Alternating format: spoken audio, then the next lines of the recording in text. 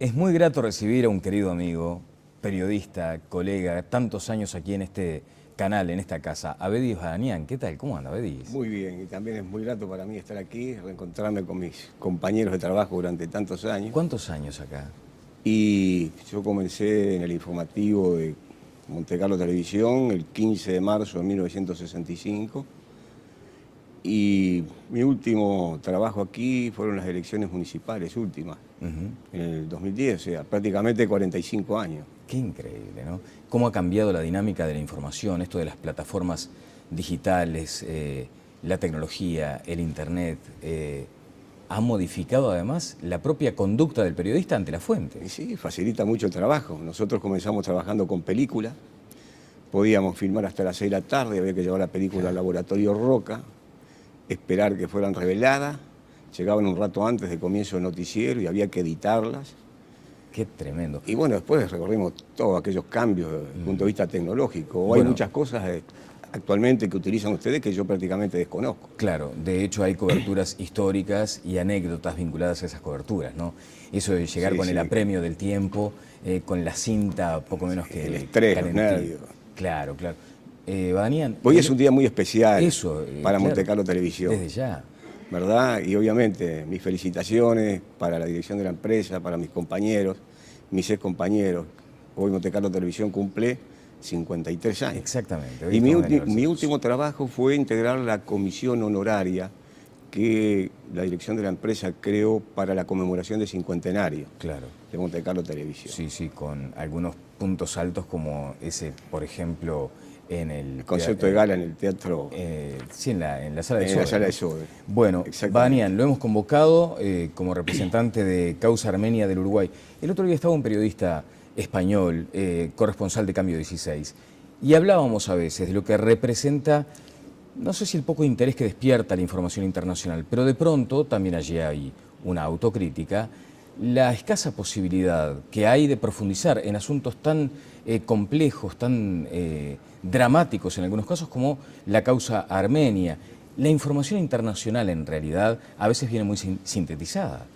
Exactamente, es así. Además, hay que tener en cuenta que el hecho que enluta a la nación armenia ocurrió hace 99 años, cuando los medios de comunicación no tenían las características y la importancia que tienen ahora. Hay muy pocos documentos gráficos de aquel trágico hecho. Bueno, lo cierto es que hubo consecuencias de aquel genocidio armenio, sobre el cual Uruguay tuvo una actitud destacada de la que podemos hablar más adelante. Pero, ¿cuáles son las consecuencias de aquel genocidio, Abedis? Y las consecuencias de aquel genocidio son muchas, muchas. Fundamentalmente la pérdida de 1,5 millones de seres humanos, y eso es algo irreparable. Provoca un dolor que no se va con el paso de los años. Es imposible. Cada armenio que se despierta un 24 de abril se despierta lleno de dolor también. Es una fecha de dolor, de recogimiento, de recuerdo de los mártires, pero también es una fecha de lucha. Y lógicamente eso le crea una obligación moral a los armenios y descendientes de armenios de luchar por el reconocimiento de un crimen que su autor aún no lo ha hecho, que fue el Estado turco otomano y el actual Estado turco que sucedió a aquel que desapareció prácticamente por allá por el año 1923. ¿Por qué es importante reconocerlo? Porque uno seguramente supone que allí hay un sufrimiento, como acabamos de decir, de una nación, porque eso es la nación armenia. ¿Por qué debe reconocerse una y otra vez cuando pasa tanto tiempo? Parece que no tuviera ese reconocimiento que necesita o que debería ser el homenaje, el honor a tanto dolor. Y Daniel, es importante reconocerlo porque el no haberlo hecho cuando se cometió aquel terrible crimen fue motivo también de que se sucedieran distintos genocidios, ¿verdad?, en el transcurso del siglo XX y en la actualidad, desgraciadamente también, ¿no?, como es el caso de Darfur, por ejemplo. 20 años después se produce el holocausto del pueblo judío, ¿verdad?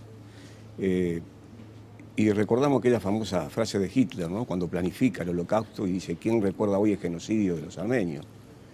¿No es cierto? Y bueno, lo fundamental es que el reconocimiento del genocidio y el castigo al Estado culpable por haber cometido aquel crimen de lesa humanidad sea ejemplarizante y evite genocidios como los que ocurrieron después del holocausto judío en Camboya, en Biafra, en Darfur, en Ruanda. Ese es uno de los aspectos fundamentales de la lucha por el reconocimiento de aquel terrible crimen. Y siendo un crimen de lesa humanidad, por sus características es imprescriptible. Claro. ¿Qué reclaman hoy los armenios, Badanian? Y los armenios reclaman fundamentalmente de parte del Estado turco y de aquellos países que no le han hecho reconocimiento del genocidio, la reparación moral y material de los daños causados al pueblo armenio, ¿verdad? Y que además cese el genocidio cultural que aún hoy sigue cometiendo Turquía, porque Turquía, que se ha apropiado además de territorios que históricas, geográficas, jurídicamente le han pertenecido por milenios al pueblo armenio, ha destruido una enorme cantidad de iglesias, monasterios, testimonio de carácter cultural, como las famosas cruces de piedra, que son patrimonio cultural de la humanidad, de acuerdo a una decisión de la UNESCO. Lo que se pretende justamente es lograr todos esos objetivos. ¿Cuánto tiempo ha pasado y sin embargo sigue la negación? ¿Cuáles son los argumentos que hoy utiliza Turquía para negar el genocidio? Y los argumentos son que en realidad lo que se produjo fue una deportación porque la Primera Guerra Mundial había creado una situación desde el punto de vista social muy tensa entre comunidades de distintas etnias, de religión diferente, y que para proteger a los armenios fueron enviados a otros lugares, pero esos otros lugares eran los desiertos del norte de Siria, donde una enorme cantidad de armenios murieron víctimas del frío, de la falta de alimentos, pero fundamentalmente por el ataque de hordas turcas y kurdas que diezmaron la población armenia. ¿Cómo son las relaciones hoy con Turquía? No existen relaciones diplomáticas, están interrumpidas. Se pretendió hace 3 años que Armenia y Turquía firmaran un protocolo de acuerdo, pero era lesivo para la nación armenia. El gobierno en aquel entonces, en el año 2009, aceptó una hoja de ruta que culminó con la firma de ese documento en Ginebra en el año 2010, pero una movilización a nivel mundial en las colectividades armenias de la diáspora y también en la propia Armenia en contra de la firma de esos protocolos, porque ahí se cumplían precondiciones que había establecido Turquía, que, por ejemplo, incluían el reconocimiento de las fronteras actuales, y Armenia sigue exigiendo que Turquía le restituya los territorios que le usurpó, que Armenia dejara de luchar por el reconocimiento del genocidio armenio y que Armenia reconociera el derecho de Azerbaiyán de administrar el territorio de Nagorno-Karabaj, que se declaró de facto independiente, ¿verdad? Bien, ¿hay armenios viviendo en Turquía? Hay armenios viviendo en Turquía. ¿En qué condiciones? Pero con muchos problemas. Me imagino. Con muchos problemas. Fue muy notorio el caso del asesinato de un conocido periodista ciudadano turco de origen armenio, Hrant Dink, ¿verdad? El 19 de enero del año 2007. Fue una persona que luchó por la reconciliación entre armenios y turcos. Obviamente que los armenios también quieren reconciliarse, pero no al gravísimo precio de aceptar las precondiciones de Turquía. Claro. Son países vecinos, deberían tener buenas relaciones, pero desgraciadamente Turquía persiste con el negacionismo y persiste con tratar de lograr esas condiciones que pone para tener buenas relaciones de buena vecindad con el pueblo armenio. Badanian, muchas veces uno señala que las decisiones gubernamentales o del poder o de quienes tienen la capacidad de tomar decisiones es una, y otra es la del pueblo turco. ¿Cuál es la realidad en ese sentido? O sea, ¿está disociado, está divorciado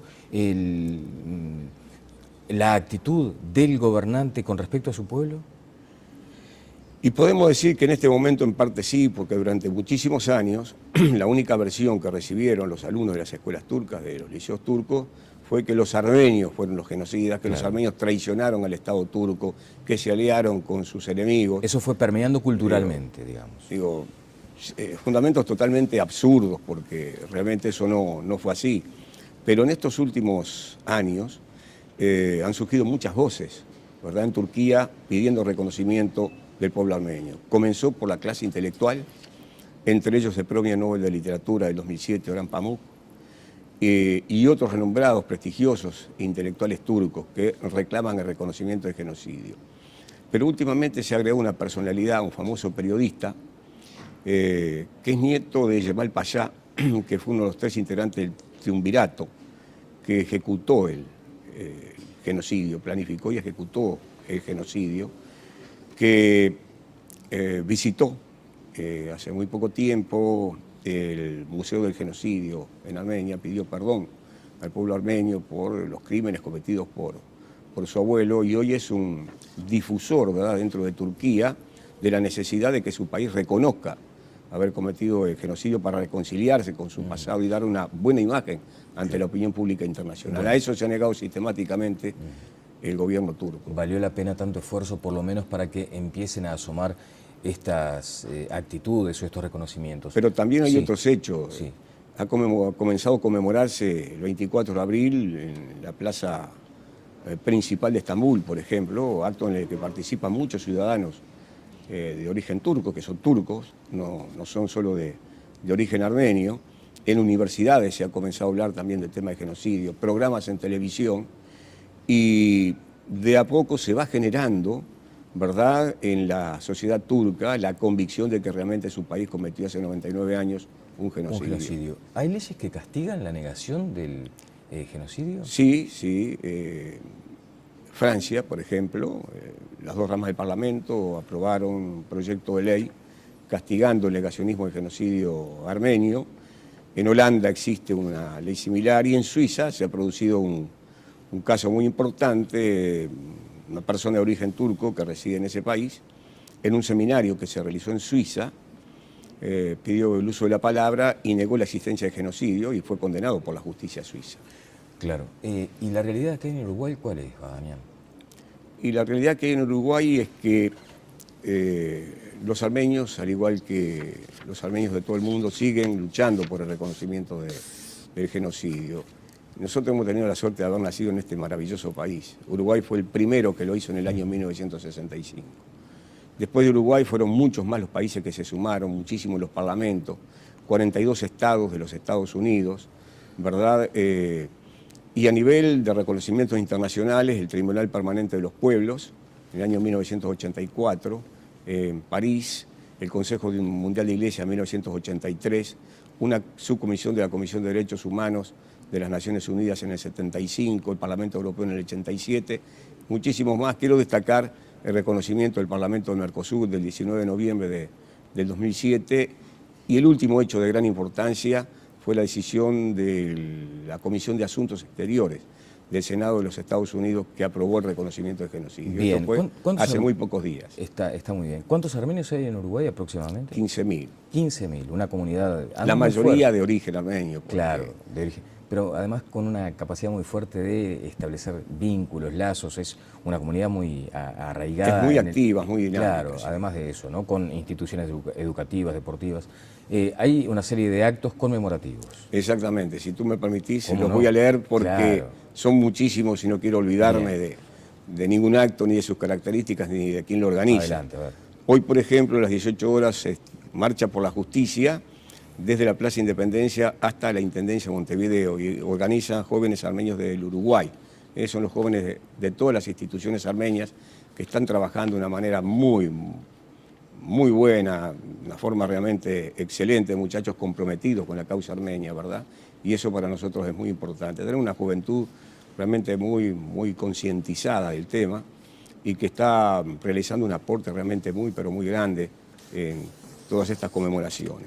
En el día de mañana, día del aniversario del genocidio, a las 9:30, hay un acto de las escuelas Nubarián y Nercesián ante el Monumento a los Mártires en la Iglesia Apostólica Armenia de Graciada y Suárez. A las 11:30, presentación de la Fundación del Museo del Genocidio Armenio en el Ministerio de Educación y Cultura. Invitan dicho ministerio y la Comisión de Conmemoración del Centenario del Genocidio Armenio de las organizaciones armenias del Uruguay. Están todas las instituciones de nuestra colectividad unidas en esta instancia, auspiciando todos estos actos y organizando algunos de ellos, que lo vamos a dar a conocer precisamente ahora. Sí. A las 13 se va a colocar una ofrenda floral al pie del monumento al prócer general José Artigas en Plaza Independencia, como reconocimiento y agradecimiento, ¿verdad?, de los armenios del Uruguay a todo lo que ha hecho este país. Luego, fíjate, Daniel, que el hecho de que un gobierno decida que haya un museo del genocidio armenio es único por sus características a nivel mundial. Existen algunos museos del genocidio armenio, pero son de instituciones no gubernamentales. Y Uruguay, una vez más, da un verdadero ejemplo al mundo. Institucionalmente, ¿verdad? una vez más, con una señal de avanzada, digamos. Exactamente. Bien. Bien. Este acto es organizado por el Consejo Central de la diócesis de la Iglesia Armenia del Uruguay. A las 14:30, acto en la Plaza Armenia, donde hará uso de la palabra la decana de la Facultad de Derecho de la Universidad de la República, la escribana Dora Bagdasarian. Senram Armenia, 26 de marzo, organiza la Multiinstitucional Armenia del Uruguay. A las 19 horas, acto en la antesala del Senado de la República, con la organización de la Cámara de Diputados. También es un hecho único, ¿verdad?, que un parlamento organice, único a nivel mundial, ¿verdad?, que un parlamento organice un acto de estas características. Y también cuenta con el auspicio y la organización del Consejo de Causa Armenia del Uruguay. Nos han anunciado la presencia del señor Presidente de la República, José Mujica, en este acto. Esto tiene un enorme significado, una gran importancia, ¿verdad?, porque es otro espaldarazo más que da Uruguay a través de su gobierno para el reconocimiento a nivel internacional de este genocidio. Bien, siguen los actos el viernes próximo con la inauguración de la exposición de fotos denominada Armenia, una nación que emergió de las cenizas. Organiza Unión Juventud Armenia, va a tener lugar en el Museo de las Migraciones de Bartolomé Mitre y Piedras. El viernes a las 19 horas, conferencia del intelectual turco Regip Zarakolu sobre Turquía y los derechos humanos, pasado y presente, anexo del Palacio Legislativo, y organiza esta comisión, ¿verdad?, de conmemoración de centenario del genocidio armenio de las organizaciones armenias del Uruguay. Y llama la atención que sea un turco quien hable con motivo del genocidio armenio. Es uno de los intelectuales que lo ha reconocido, ha sido propuesto para el Premio Nobel de la Paz, luchador, ¿verdad?, de la libertad de expresión, de pensamiento y de los derechos de las minorías en Turquía, y ha sido apresado muchas veces. Bueno, Daniel, le queremos agradecer estos minutos porque además son enriquecedores para esa comunidad tan fuerte. ¿Este programa está en alguna página, por ejemplo, para que quien tenga interés lo vaya recordando? Y está en la página, sí, de la Comisión de Conmemoración de Centenario del Genocidio Armenio y las organizaciones armenias del Uruguay. Muchísimas gracias y gracias ojalá que Uruguay y la sociedad uruguaya siga transitando por este camino de reconocimiento para un hecho tan terrible, tan trágico, como fue aquel genocidio armenio hace 99 años. Muy amable. Gracias a ti, Daniel, gracias por esta invitación que me ha permitido estar en este lugar que tanto quiero, mi segunda casa. Y que me permita reencontrarme con mis amigos de tantos años de trabajo. Y además sigue formando futuros periodistas, o sea que es como mantener viva la llama. También. Exactamente. Muchísimas gracias. Con mucho gusto. Daniel estuvo con nosotros, vamos a ir a una breve pausa y seguimos adelante en Telebuen Día.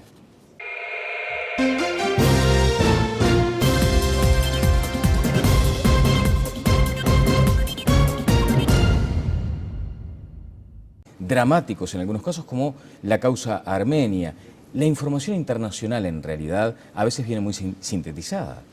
Exactamente, es así. Además, hay que tener en cuenta que el hecho que enluta a la nación armenia ocurrió hace 99 años, cuando los medios de comunicación no tenían las características y la importancia que tienen ahora. Hay muy pocos documentos gráficos de aquel trágico hecho. Bueno, lo cierto es que hubo consecuencias de aquel genocidio armenio, sobre el cual Uruguay tuvo una actitud destacada de la que podemos hablar más adelante. Hay coberturas históricas y anécdotas vinculadas a esas coberturas, ¿no? Eso de llegar con el apremio del tiempo, con la cinta poco menos que el estrés, los nervios. Claro. Daniel, hoy es un día muy especial para claro, Montecarlo Televisión. Desde ya. ¿Verdad? Y obviamente mis felicitaciones para la dirección de la empresa, para mis compañeros, mis ex compañeros. Hoy Montecarlo Televisión cumple 53 años. Exactamente. Y mi último trabajo fue integrar la comisión honoraria que la dirección de la empresa creó para la conmemoración del cincuentenario. Claro. Es muy grato recibir a un querido amigo, periodista, colega, tantos años aquí en este canal, en esta casa, Abedis Badanian. ¿Qué tal? ¿Cómo anda, Abedis? Muy bien, y también es muy grato para mí estar aquí, reencontrarme con mis compañeros de trabajo durante tantos años. ¿Cuántos años acá? Y yo comencé en el informativo de Montecarlo Televisión el 15 de marzo de 1965, Y mi último trabajo aquí fueron las elecciones municipales últimas, en el 2010, o sea, prácticamente 45 años. Qué increíble, ¿no? Cómo ha cambiado la dinámica de la información, esto de las plataformas digitales, la tecnología, el Internet, ha modificado además la propia conducta del periodista ante la fuente. Y sí, facilita mucho el trabajo. Nosotros comenzamos trabajando con películas, podíamos filmar hasta las 6 de la tarde, había que llevar la película al laboratorio Roca, esperar que fueran reveladas, llegaban un rato antes del comienzo del noticiero y había que editarlas. Qué tremendo. Y bueno, después recorrimos todos aquellos cambios desde el punto de vista tecnológico. Hay Bueno, muchas cosas actualmente que utilizan ustedes que yo prácticamente desconozco. claro, de hecho hay... De Monte Carlo Televisión. Sí, sí, con algunos puntos altos como ese, por ejemplo, en el Concepto de gala en el teatro, sí, en la sala de en la Sobe, sala ¿no? de Sobe. Bueno, Exactamente. Banian, lo hemos convocado como representante de Causa Armenia del Uruguay. El otro día estaba un periodista español, corresponsal de Cambio 16, y hablábamos a veces de lo que representa, no sé si el poco interés que despierta la información internacional, pero de pronto también allí hay una autocrítica, la escasa posibilidad que hay de profundizar en asuntos tan complejos, tan